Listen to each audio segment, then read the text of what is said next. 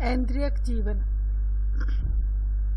आप आंख बंद किए क्यों बैठे हैं? भद्र ने झुंझलाकर उस ऋषि की दाढ़ी हिला दी। यह भी कोई बात है कि कोई गोलोक में आकर इस प्रकार रीढ़ सीधी करके नेत्र बंद करके बैठे।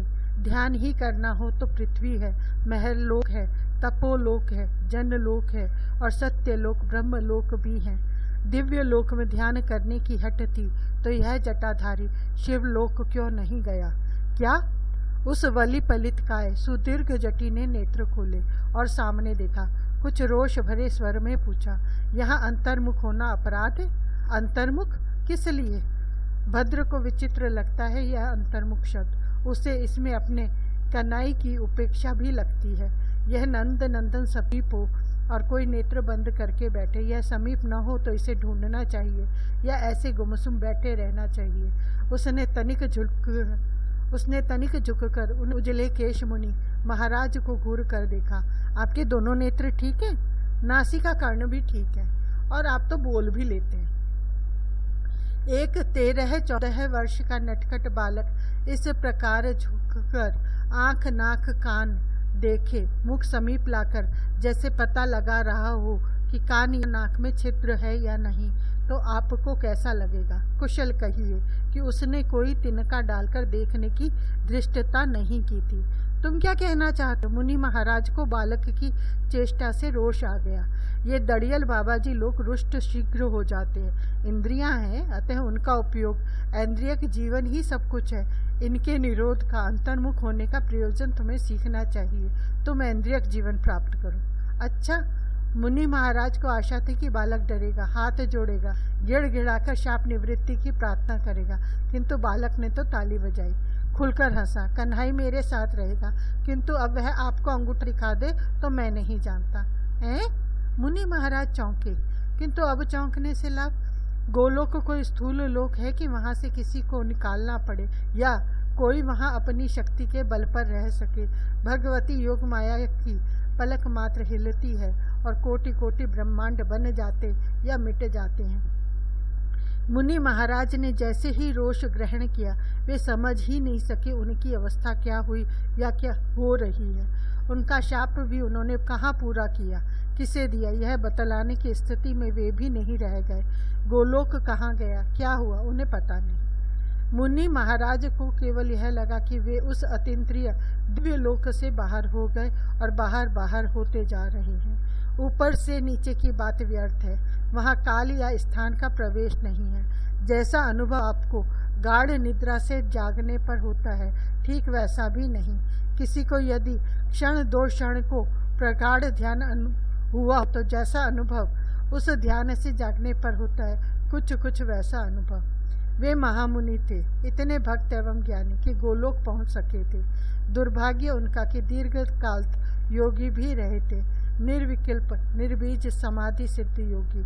अतः गोलोक पहुंचते ही वहां के अकल्पनीय सौंदर्य ने उन्हें अंतर्मुख कर दिया था।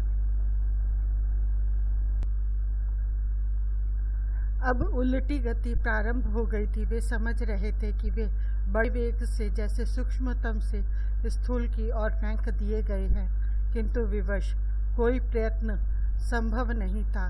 कहीं अवस्थिति नहीं हो रही थी। अब स्थान के प्रयत्न को भी अवकाश नहीं था।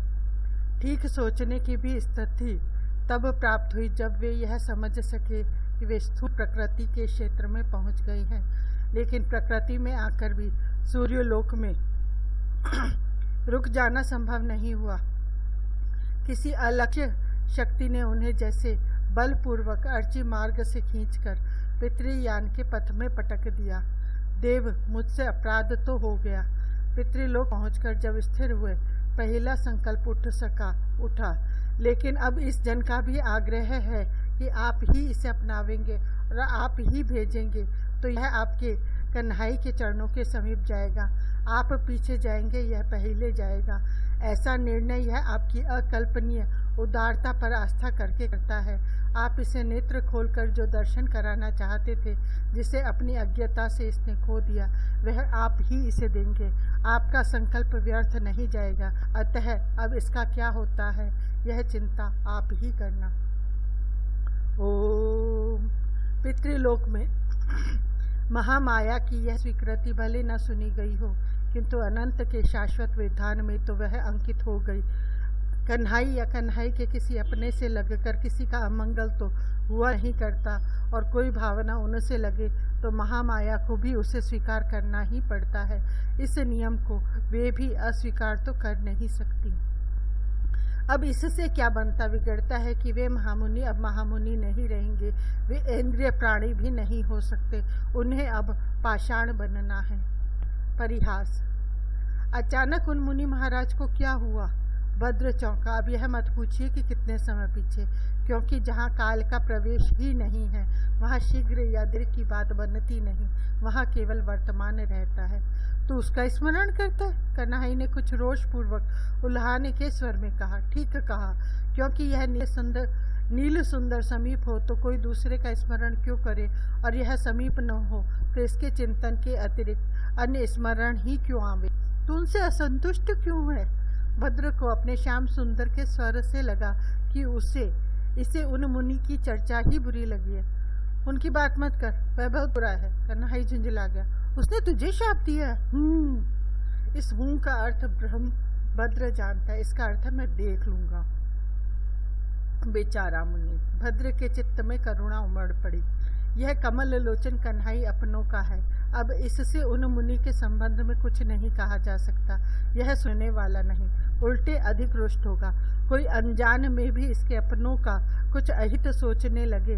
कन्हई रूठा धरा है, और कन्हई रूठ गया तो समष्टि में दूसरा कौन जो संतुष्ट बना रहेगा।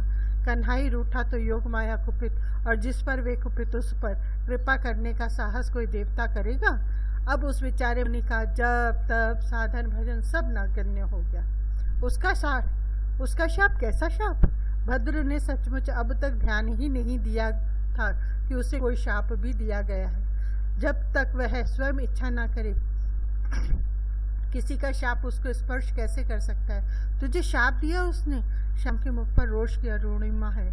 इसका अर्थ ही है कि उस अभागे मुनि का पतन चल रहा है, वह कहीं किंचित भी रुक नहीं पाता है। शाप? मुझे कहाँ लगा शाप? भद्र ने इस प्रकार अपनी भुजा पैर देखे जैसे शाप भी गोमय जैसा कुछ होगा, और उसका कोई छींटा कहीं पड़ा हो तो उसे देख लगेगा। ऐन्द्रियक जीवन प्राप्त करो, यह शाप उसने तुझे दिया? कन्हई का स्वर वैसा रोष नहीं सही, किंतु भरा भरा है। तूने भी झटपट स्वीकार कर लिया। अरे! भद्र खुलकर हंस पड़ा। उसका यह छोटा भाई इसलिए इतना रुष्ट है और रोने रोने को हो रहा है। श्याम के दोनों कंधों पर अपने दोनों हाथ रख दिए भद्र ने। कन्हई को समझाना पड़ेगा, और यह केवल स्नेह की भाषा समझता है। ऐन्द्रियक जीवन? मैं तुझे देख रहा हूँ, छू रहा हूँ, ले सूंघ रहा हूँ, तेरी बात सुन रहा, यही तो है ऐन्द्रियक जीवन। भद्र को तो सचमुच इसमें शाप जैसी कोई बात नहीं लगती है, लेकिन वह खुसट मन में यह लेकर शाप दे गया कि तुझे मर्त्य धरा पर ऐन्द्रियक जीवन प्राप्त करना है। बड़ी कठिनाई से श्याम यह कह सका। उसके बड़े बड़े नेत्रों से बिंदु टपकने लगे। तो हो क्या गया? विचित्र है भद्र भी। इसे शाप में भी कोई भय करने या चिंता करने जैसी बात नहीं लगती। भय और चिंता इसके स्वभाव में ही नहीं है। इसने झटपट समाधान ढूंढ लिया। बड़ा आनंद आवेगा। अपना यह लोक तो नित्य है, यह तो कहीं जाता नहीं। मैं न मर्त्य धरा पर ऐन्द्रियक जीवन में ऐसे ही तुझे स्नेह दूंगा, बस तू इसमें एक संशोधन कर दे। हाँ? भद्र अपने पटुके से श्याम के नेत्र पोंछने लगा था। उसका हाथ तनिक हटाकर कन्हई हाँ करके उसके मुख की ओर ऐसे देखने लगा जैसे कह रहा हो, तू बता तो सही, मैं एक तो क्या 1,00,000 संशोधन भी अभी किए देता हूँ। मेरा केवल तू रहेगा वहाँ भी। भद्र ने स्थिर गंभीर स्वर में श्याम की ओर सीधे देखते कहा, दूसरे किसको अपने मेरे मध्य में नहीं आने देगा। कन्हई ने अपने वाम कर से अपनी घुंघराली सो चिकन अलके एक टटोली। भाभियां मेरे सिर में एक भी केश नहीं रहने देंगी, तू उनसे समझता रहना। भद्र अब खुलकर हंस पड़ा। उनमें तो तुझे स्नेह दे सके तेरे नाते यदा कदा मिलती रह सकती है। सदा सर्वत्र एकमात्र तू मेरा बना रहेगा, कोई नया बना रहूंगा। कन्हई के भी अधरों पर अब स्मित आया। तू ना भी करे तो मैं तुझे छोड़कर जाऊंगा कहाँ? दाऊ दादा तो चाहे जब गुमसुम बैठ जाता है, फिर मुझे कौन संभालेगा? फिर तो उन मुनि से इतना क्यों रुष्ट था? भद्र ने फिर चर्चा की। उन्होंने तो परिहास किया था। उसका नाम मत ले। कन्हई को उनकी चर्चा भी सुननी स्वीकार नहीं। ये दड़ियल जट्टी परिहास किया जाने। परिहास तो है ही। भद्र समझ गया कि कन्हई से उन मुनि की चर्चा करना व्यर्थ है। अब उनको यहाँ लाना हो तो स्वयं ही लाना पड़ेगा और इसमें उनके शाप को निमित्त बनाया जा सकता है। पुनः परिहास। अनेकता और एकता भी देश और काल की कृतियां हैं। कणों की अनेकता देश दिखलाता है और क्षणों का अनेकत्व काल की कल्पना है। जहाँ देश और काल ही कल्पित हो जाते हैं, उस दिव्य लोक में अनेकत्व एवं एकत्व का भी कुछ अर्थ नहीं है। वहाँ एक साथ प्रत्येक अनेक भी है और असंख्य होकर भी एक ही है। धरा का मानव वहाँ की कल्पना किसी प्रकार कर नहीं सकता। वहाँ जो कुछ है लीला है। देश काल वय आदि कोई बाधा वहाँ नहीं। एक साथ असंख्य लीला और सब एक की। सब पात्र उपकरण एक और असंख्य भी। अतः घटनाओं लीला का वर्णन करने में क्रम देना वहाँ संभव नहीं है। भद्र के चौंकने की ही बारी थी इस समय। इसका यह नटखट सखा है ही ऐसा कि किसी को चौंकाकर ताली बजाकर कूद कूद कर हंसता है। सहसा कहीं से विशाखा आई और भद्र के पैर ही पकड़कर रोने लगी।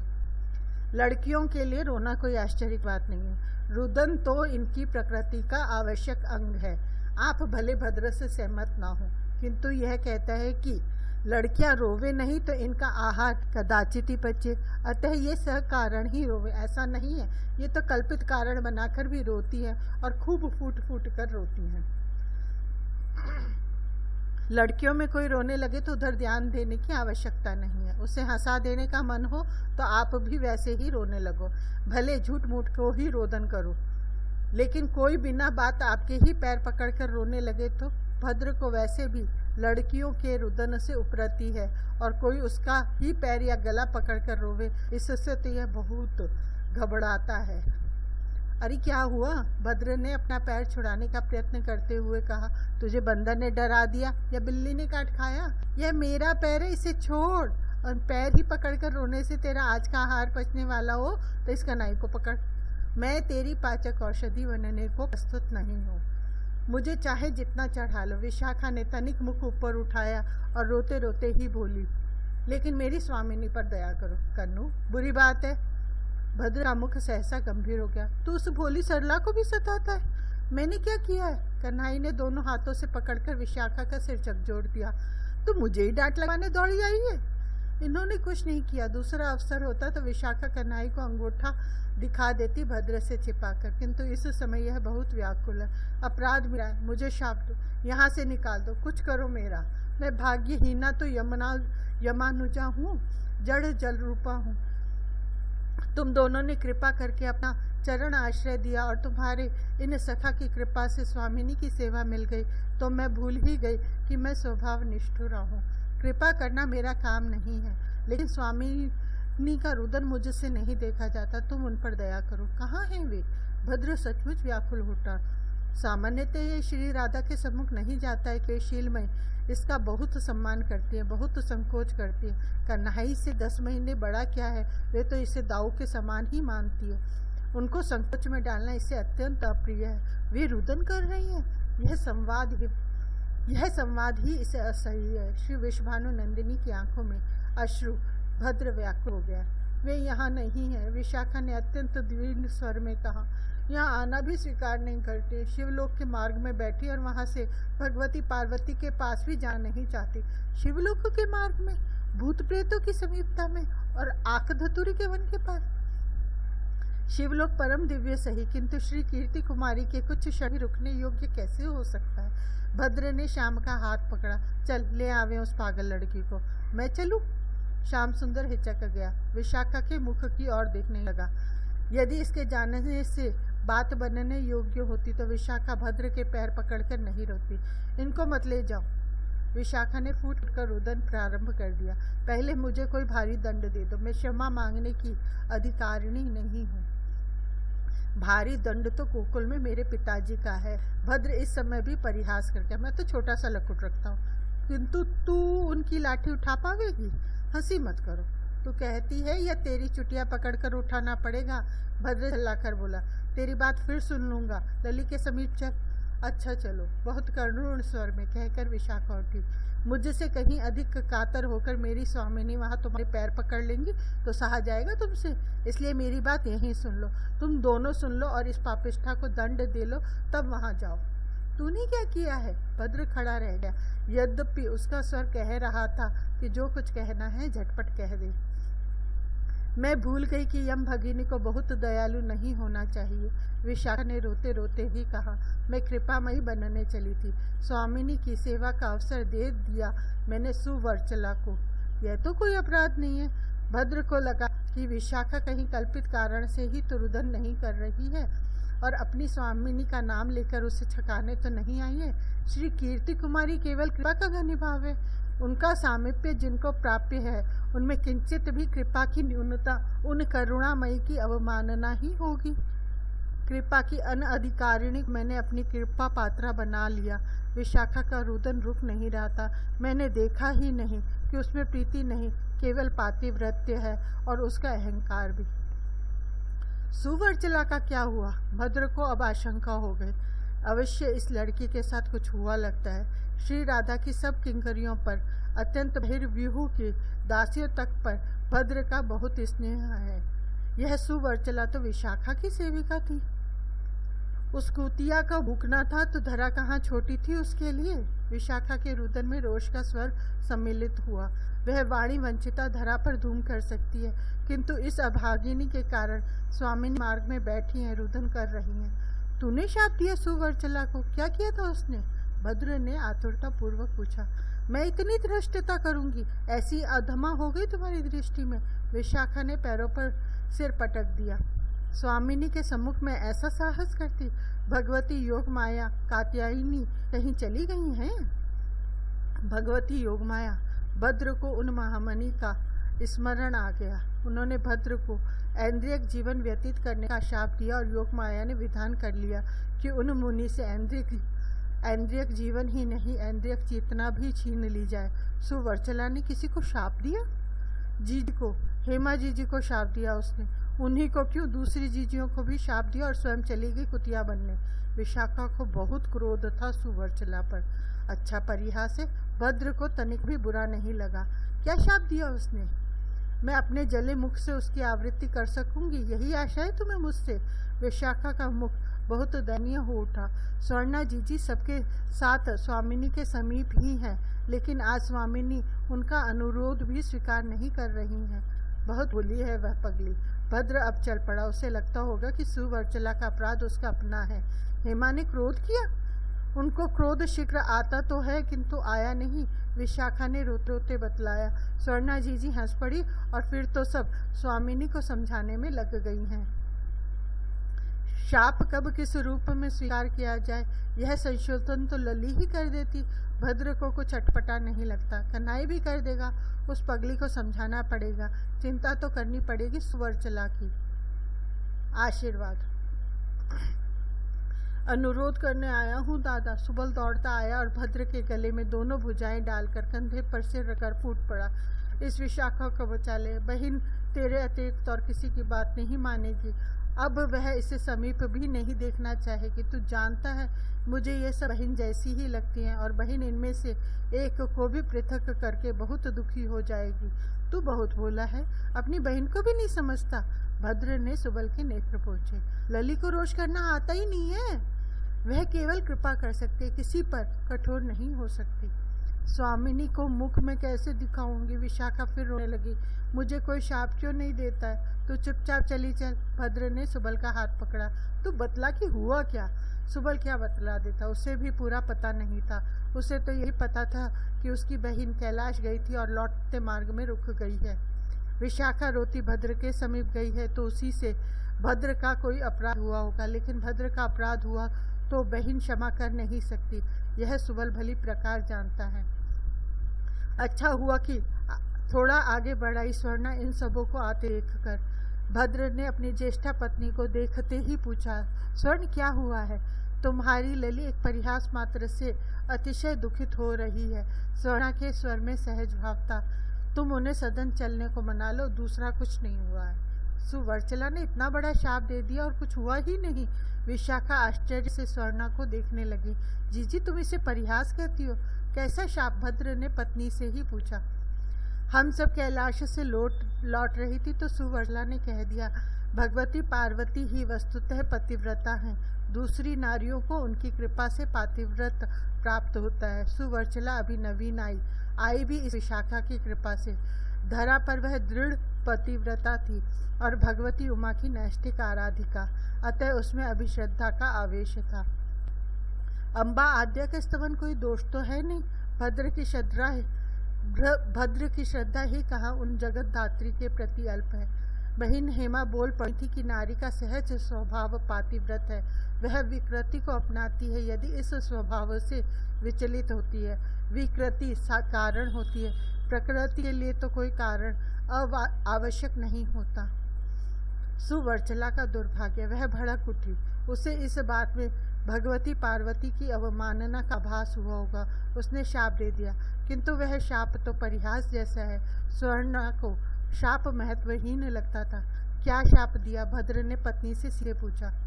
तुम्हें अपने पातिव्रत का बड़ा गर्व है। मर्त्य धरा को धन्य करो, अंत में भी अन्य से 2 संतान उत्पन्न करके तब स्वामी को प्राप्त करना, और वह भी अल्प सन्निधि उनकी। मैंने बाधा दी, स्वर्णा ने कहा। मुझ पर भी बरस पड़ी और बहन कनका पर, शुभ्रा पर भी।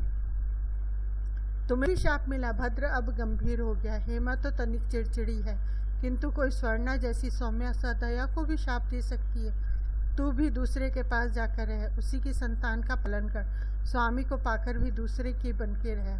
स्वर्णा ने शाप सुना दिया, किंतु उसके मुख पर कोई विषाद नहीं आया। बहन कनिका ने रोकना चाहा। स्वर्णा ने कहा, उसे भी कह दिया कि तू भी दूसरे की बनकर रह, तब अपने स्वामी को पावेगी, और शुभ्रा को भी। उसने तो हाथ हिला दिया। तुम सब क्या तात्पर्य? भद्र का स्वर यह है। तुम सब सुनकर उग्र हो उठा। तुम क्यों रुष्ट होते? स्वर्णा बहुत सहज स्वर में बोली। उसका संकेत केवल हम 4 के लिए था या पीछे खड़ी हिरण्या और कांचना के लिए भी, यह स्पष्ट नहीं हुआ। ताम्रा और खरवा के लिए। भद्र सौम्य हो गया।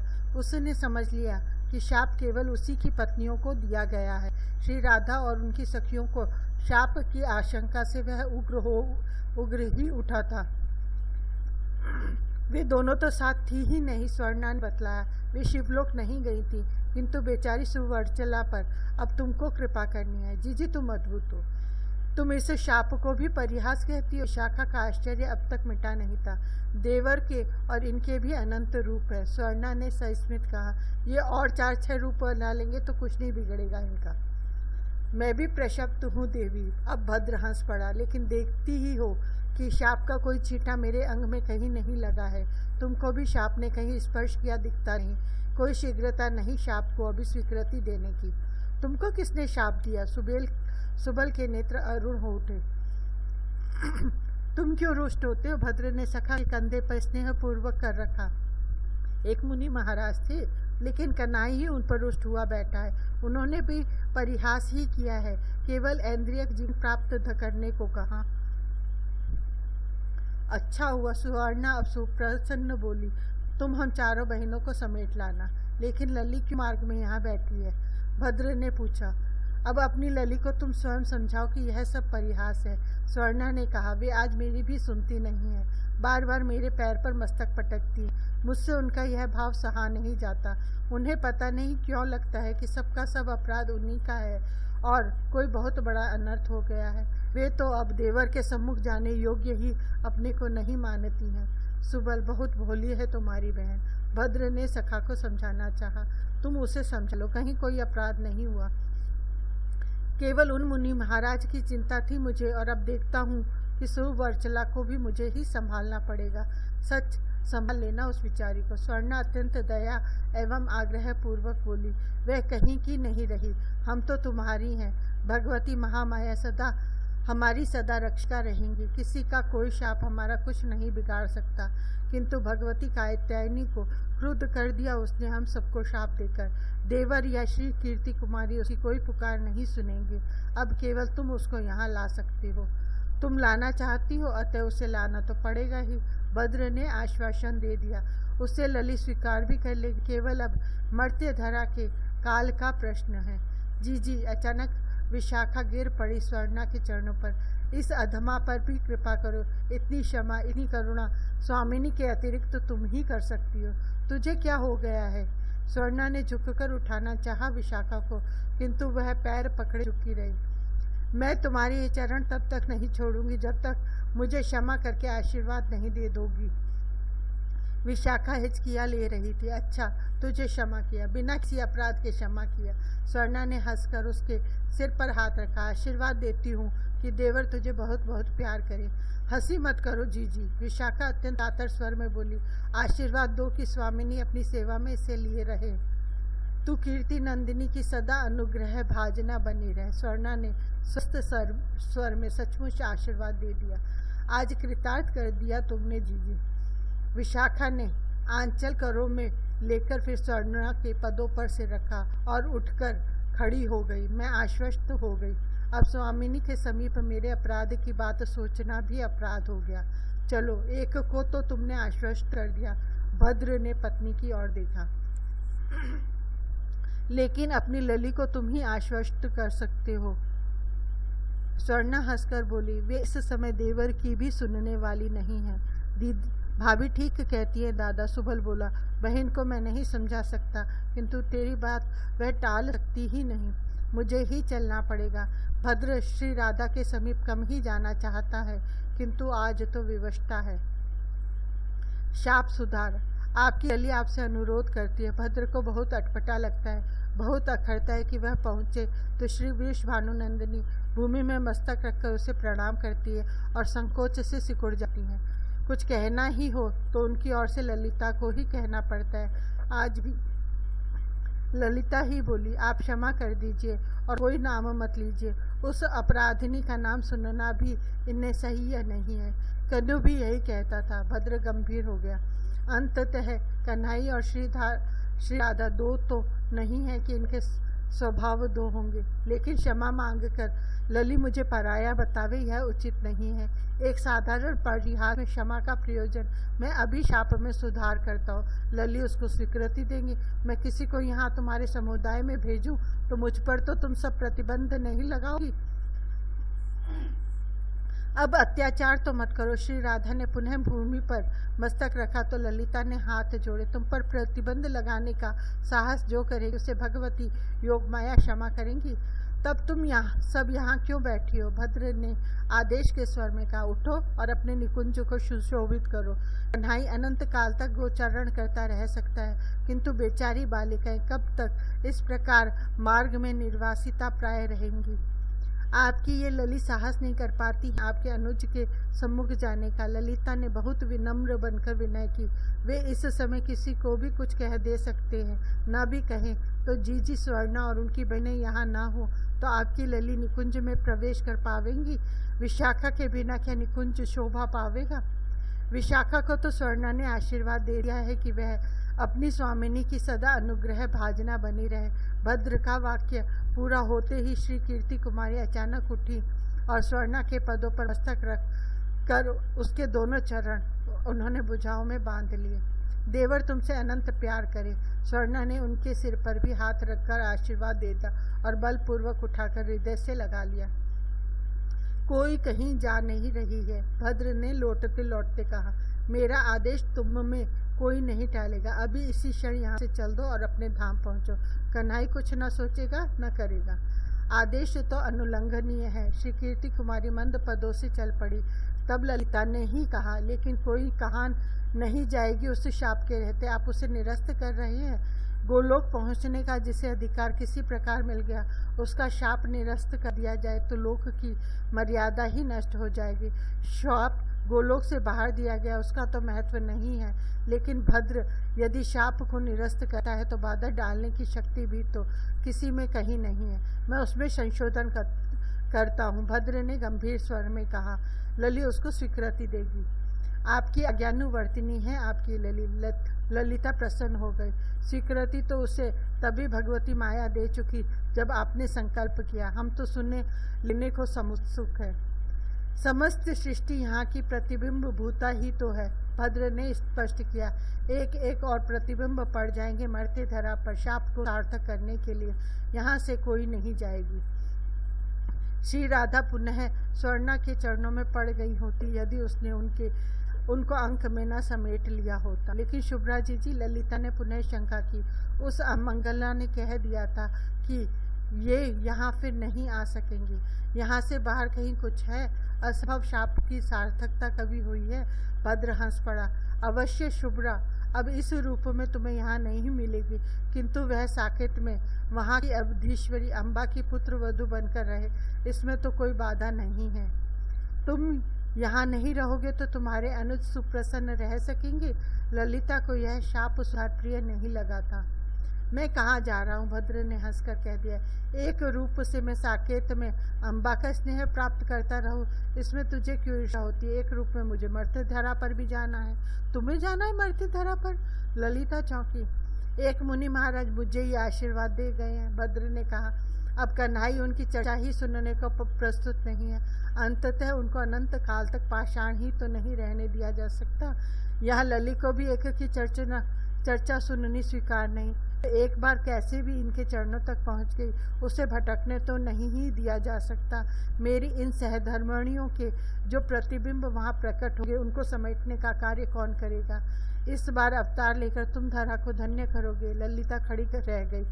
यह सनक मुझे नहीं है। भद्र खुलकर हंस पड़ा। यह सब करना होगा तो दाऊ दादा कभी जाएगा या कन्हई करेगा?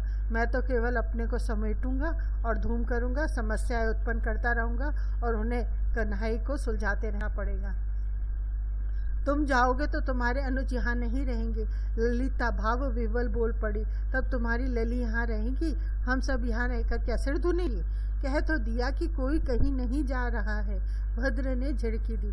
लड़कियों को तो रोने मचलने का कोई बहाना चाहिए। अनंत काल से प्रतिबिंब ही सृष्टि की प्रतीति करा रहे हैं। एक और प्रतिबिंब वहां प्रकट हो जाएगा और कन्हई को तो वहां जाना नहीं है। उस कभी कदाचित उससे न रहा जाए तो अल्प क्षण को प्रकट हो लेगा, क्योंकि उसका प्रतिबिंब भी सच्चिदानंद ही होता है। तुम सब अब शीघ्रता करो, अपने सदन पहुंचो। भद्र ने चौंक कर कहा। लगता है भगवान आशुतोष पधार रहे हैं। उनके वृषभ के कंठ के घंटे का प्रणवनाद गूंजने लगा है। तुम्हारे अनुज भी आ ही रहे होंगे। ललिता ने प्रणाम करने के निमित्त अंजलि बांधकर मस्तक झुकाया। इन भावलोकों में आना जाना तो केवल शब्द व्यवहार है। सब दिव्य लोक समस्त दिक में सर्वव्यापक है। आविर्भाव तिरोभाव ही होता है। वहाँ वृषभ आरूढ़ भगवान तिरुजटी को प्रकट ही होना था।